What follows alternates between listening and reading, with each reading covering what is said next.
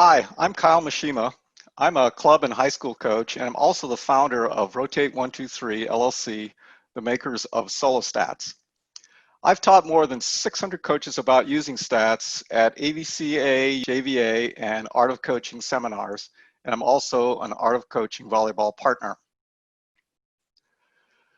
The target audience for this session, although it's been marked as primarily juniors coaches, club, high school, middle school, I think about half the college coaches in the US could qualify for this as well. That's because there are a lot of programs, approximately 1,700, and many of these programs don't have extensive coaching staff. So a simplified stat focus can be extremely helpful in saving time. So as background, most people think complicated when they hear stats. It's just a natural reaction, and I don't think that's a wrong reaction. When I first got started, there was just an abundance of numbers, and it was really overwhelming to figure out what am I supposed to be looking at. I've worked for 10 years to distill this down to a few key stats and make it really, really simple for coaches. So why are stats important? Well, according to Michael Lewis, the author of Moneyball, he says your eyes lie. You tend to pay more attention to dramatic actions and miss the mundane ones. You also can't tell the difference, for example, between a 1.50 passer and a 1.75 passer just by watching. It's just you need too many statistics to get to that point. And then stats provide an unbiased score for your players. So not just for you as a coach, but for your players, it's like test grades in school, right? Instead of saying, Megan's doing great in math, which she and her parents would go nuts about hearing that, you'd say, Megan is passing well. Megan has improved from 1.60 to 1.75 and has reduced her error rate by 5% to 14%, right? Much more precise numbers. And the other part that's important is, while incremental progress is hard to see, it's actually easy to track, and it's hugely motivational. So what age should I take stats? And the answer I always give is all ages. Now, the number of stats you need to take for lower levels of play is much less, but the number of stats you take will increase with sophistication. So here's the steps we'll use. First, we'll determine your level of play. And then your level of play determines the stats you need. Then you need to establish benchmarks by basically statting your competition. And then you set targets for your team, and you work progressively from first contact skills, and then stat each match and adjust your benchmarks as your season progresses. Focus on the stats that matter the most at your practice. So how do I know my level of play? Well, according to Jim Coleman, he said, serve and receive determine your level of play. I've taken this a step further and said, serve receive error percentage determines your level of play. So by simplifying it to one number, it's really, really easy to figure out where you stand. And without good serve receive control, you can't run your offense. And serving well is much easier than receiving well. So what are the levels? Well, I consider beginners to be 50% or more receive errors, and I think you've seen a lot of those games like at 11s. Low intermediate is between 30 and 50%. High intermediate is 15 to 30%, and advanced 8 to 15%. Now, this is based on our huge database of approximately 40,000 teams in SoloStats, and it's combined with 20 years of coaching. And I've coached extensively in the juniors area, so I have a pretty good sense for what the high intermediate to beginner level looks like. And in general, coaches overestimate the passing ability of their teams by a lot.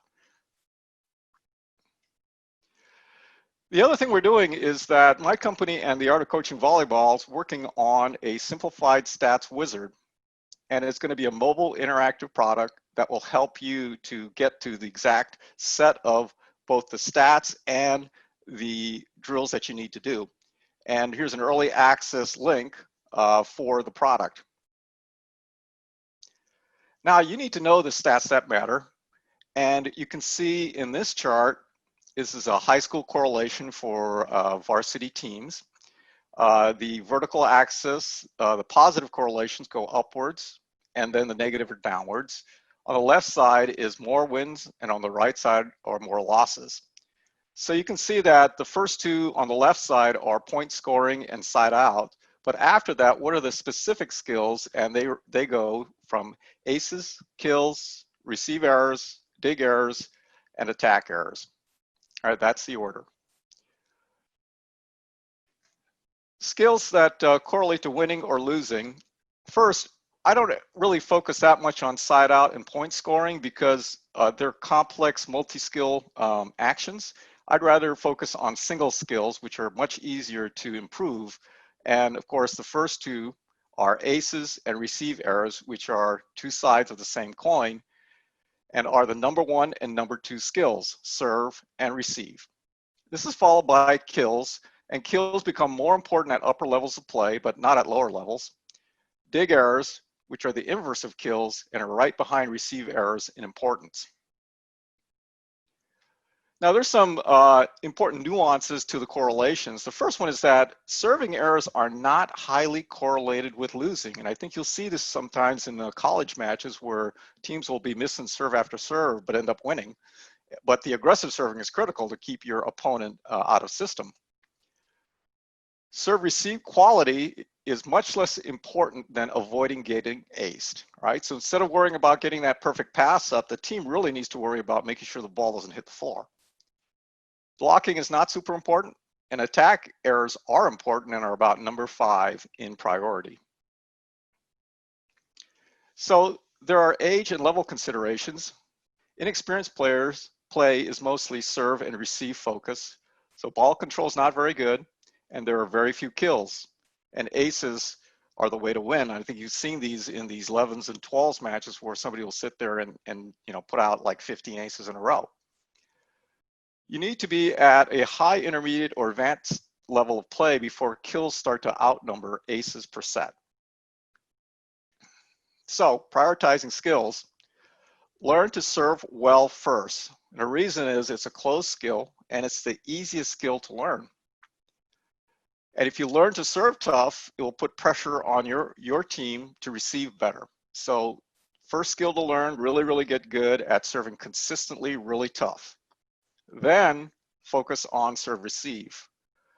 Focus your team on error reduction versus pass accuracy, which means the team needs to work hard to keep balls off the floor and not do these, your ball type of things and let a serve go right between two players and hit the floor, right? It's very important not to get aced. Next, attack. Attack needs to be trained in such a way that you can have both growth and control along the way. So encourage big swings on good sets. Take a big swing. If you miss, it's okay, but it needs to be a good set. And then encourage controlled placement or just keeping the ball in the court when you get a bad set. And so you don't want to be taking big swings on bad sets, which is something you need to learn anyway, and it's a good thing to keep in mind along the way. Hitting errors correlate highly with losing, so keep this in mind. Dig errors correlate highly with losing, so get your team to be aggressive digging the ball and chasing balls down. It's much easier to get better at digging than it is at hitting. And I make a simple rule in my gym: someone must dive for a ball even if it's out of reach, otherwise all players on the team must dive. It's a simple way to reinforce a behavioral change, and you'll be amazed at how quickly your team is just throwing themselves after balls. And if they do this a lot, the balls will come up, and a couple points saved will make a huge difference in a close match. Free ball accuracy is something I really think about because to me, this type of precision really aids in having more of an attack. And I like running sets through the middle, even on lower level teams, because it's a really easy set to put up, for example, a 2 set instead of a 1. And it's actually pretty easy for the hitters to hit the ball because the set goes vertically up and down rather than at an arc. And in even bad contacts result in kills. Now, when you focus on middle hits, passers learn the value of a perfect pass and they become part of the offense. They can see that a perfect pass leads to a kill. So beat abandon and teach precision. Now here's the other thing: aggressive free ball return. At lower levels of play, there are tons of free balls, and even at higher levels of play, sometimes I see teams doing really silly, throwing an easy free ball out to their opponent who's going to come back and crush the ball. So first, teach your team to rocket that bump back into the deep corner of zone 1. This is typically a good place because that's usually where the setter releases from, right? And if they make an aggressive move like this and the ball goes out, treat it like an attack and congratulate the player for making a good move. Then if this doesn't work and as teams get better at covering this area, then you might consider dropping it on the 10-foot line right about 6 feet in from the sideline. This is where the setter transitions from the backcourt to the net.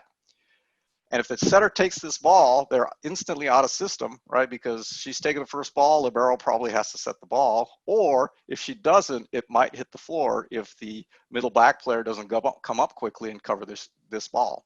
So again, you can turn free balls into a scoring opportunity. Performance benchmarks. Now, in order to play at a given level, you need to understand what those numbers are. So as an example, coaches ask, is 2.0 a good number? And I have to say, well, it depends on your league. It may be great, or it may not be enough. It just depends on your competition. So you must collect stats and determine the levels you need to compete. So let's split these up with stats by level. At the beginner level, you don't really need much. I think really just track your receive error percentage, your serve ace percentage, and your serve error percentage. Those three numbers are really all you need. And if you can get those things dialed in and reduced, your games will be much better. You'll win more matches. At low intermediate, you can move to receive rating on a 0 to 3 scale, and I'll talk about this in more detail in a few more slides. And also this includes error percentage. Serve rating, 0 to 4 scale, and it's really the inverse of receive rating, and it includes error and ace percentage. Now at high intermediate, you can add to the low intermediate stats kills per set and attack errors per set. At the advanced level, you can take the higher intermediate numbers plus attack attempts, kills, errors, successful digs, and dig errors. And then optionally, if you've got more time or got an assistant who's pretty good at taking stats, you can track your free ball pass quality and then maybe track how your block is doing. So here's a sample benchmark. This is my 14U club team from 2019. They were a strong serve and pass team, but a pretty average hitting team. In fact, we were in the gold level in Northern California within the top 12 teams with a 0 hitting efficiency at the beginning of the season. Now, we won a bronze medal at the USA Volleyball Girls Nationals in 14 American, and we beat all our opponents in serve pass. We passed at 179 compared to their 166. And then we average 197 hitting, which is not, which is an okay number, but it's not spectacular. And we lost to 3 teams with superior attacks. So you can see that these numbers aren't necessarily fantastic, but you just need to be better than your opponents. And this is what it's like at an American level in USA Volleyball, 14s. We have a national benchmarks database in SoloStats, and this is collected through the numbers being pushed to our web reports server. And if you follow the link, it's broken down by college, junior college, high school varsity, high school JV, club 18 and 17, club 16 and 15, club 14 and 13, and club 12 and 11. And it gives you a breakdown of the kills per sets and aces per sets and such for each of these brackets. It'll give you a pretty good idea of how many of these you need at a national level to win. Now let's talk about the receive rating here. And so you really need to, again, calibrate this to your league. And I like to focus on the error reduction. I like to see numbers below 20%, but if your league's not that great, it may be just below 30% is good enough. We'll see. You'll have to stat that and find out. And then receive tough serves and do regular serve receive stat drills. So here are the stat ratings. The left side are the serve. So 0 is a service error. 1, it's an opponent perfect pass. 2 is an opponent pass that can set both pins. 3 is a free ball return from your opponent, and 4 is an ace or a no return. On the receive side, 3 is a perfect pass, so they can run the middle quick as well as the pins. A 2, they can set both pins. A 1 is a free ball return, and a 0 is no return. So those are the ratings for both serve and receive. Now this is how we run our drill. On the left side, we have our passers, and after a player passes, they go up to the whiteboard and write their number. On the right side, player serves and then write their number. Now the coach stands right at a whiteboard and puts up his hand, so he'll go something like this. Okay, so it's a 2 serve, a 2 receive, or a 1 serve and a 3 receive and such. And each player goes out to the whiteboard and writes the numbers down. And the reason for using the whiteboard is that once the numbers are out in the open, the intensity level and the mindfulness, focus of attention goes up dramatically. And I like it actually when players start arguing with me over the score, because now you know they care, and they should if they really want to get better. Now the board looks like this. It's a set of 10 columns, and this is statting 10 actions. So in this case, these are serve receives. And so you just plug the number in. The player will actually do this on their given row. So Sally has a 1 pass and a 2 pass and a 3 pass and so forth. When you get done with 10, then you total them up. In her case, it's 18. And then you move the decimal place over by 1 since it's 10 passes. So it's 1.80 is her average. And then you look at the number of zeros, and she's got 1 0 at the 7th receive. And so it's a 10% error rate. So that's how you calculate the numbers. And again, by having these out in the open, it makes it really, really easy to keep track of what the players are doing as well as maintain the intensity. Now, the other part of this is that as you do these more and more, you can see incremental improvement. And the other thing to also remember is that until you get about 30 to 40 stats, the numbers will bounce around quite a bit. Once you get past about 50 stats, the order ranking on your team tends to stabilize, and you'll have a cluster of the better passers at the top and then the mid-range folks and the people at the bottom. It's important to talk to your players about this because it should be used as encouragement for each player.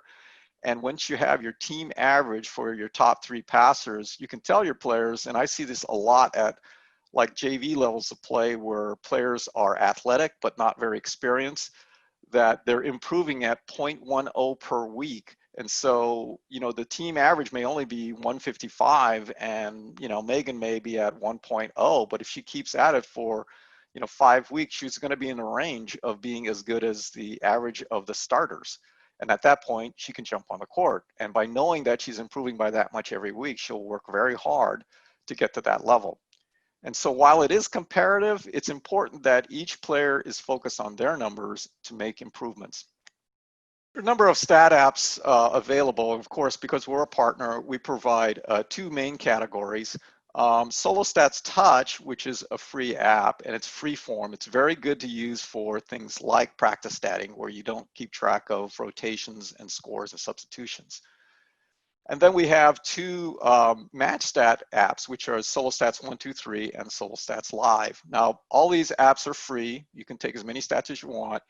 And basically, you pay us for the reporting with SoloStats web reports. And this is a subscription service, and it aggregates all those stats and then turns them into a whole series of different reports. And you can get cuts like by rotation, ranking by a specific skill and player, and a variety of trending reports that we've added to the system to make it much easier for you to figure out, you know, how is your team and are your individual players trending. So once you're in season, it's important to, you know, stat your matches, and the question becomes, you know, what should I stat? Well, at the beginning level, you know, stat, serve, and receive is where you're starting. If you go to ratings, you'll get a little bit more quality there. And then next would be attacks, followed by digs, and potentially free ball.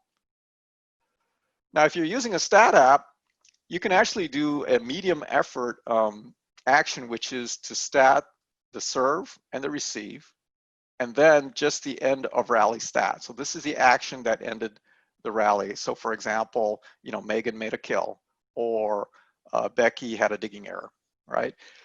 It requires no in-rally stats, which is the hard stuff. And so that this allows you as a coach, if you're coaching particularly by yourself, to be able to watch the action, and then you've got plenty of time to enter the end of rally action because it's after the whistle blows and before the next serve goes up. Now, amazingly, this provides a lot of information since you know your serve and receive ratings and errors, and then you'll have dig errors per set, kills per set, and attack errors per set. And so this can be a guideline to help your team without having all of the in-rally numbers. So now, once your season is underway, you should be statting both your tournaments and matches. And once you have either a tournament or a number of matches statted, then you can start looking at your numbers versus your competition and see where your weaknesses are. So for example, if you aren't passing as well as your opponents, that's where you need to focus. And it's way more important to do this than start working on attacks and other parts of the game, because without that first ball contact control, you really can't stay in the game. However, if you are serving and receiving well, which means that your opponent is not passing as well as you are, then you can now start focusing in on making more kills and also digging the ball better. So as the season progresses, you'll take more stats and you'll adjust your benchmarks. You'll focus in on, the key areas that you are weak, and so you'll focus your drills there. And then provide those numbers to your team so they know how they're doing and what the key numbers are and the benchmarks that they need to achieve. Right? So modify your drills to improve on key weaknesses. So for example, my team had difficulty receiving a serve that came from zone 5 and went to zone 5 in rotation 3. In one tournament, we got killed in this particular serve, so we practiced it like crazy. And when we saw that team again, they weren't acing us anymore, and we had actually pretty good ball control, and we beat the guys handily. So in conclusion, right, let's focus on the key stats and the key touches that matter. And then you want to stat live matches and establish your performance benchmarks. And you want to practice serve and receive extensively, and then the other skills. And then use your time focused on the key skills that will help you win, rather than just a variety of things or the things you like, right? Use your stats to guide your training focus. Here's my contact information if you'd like to reach me. Thanks a lot.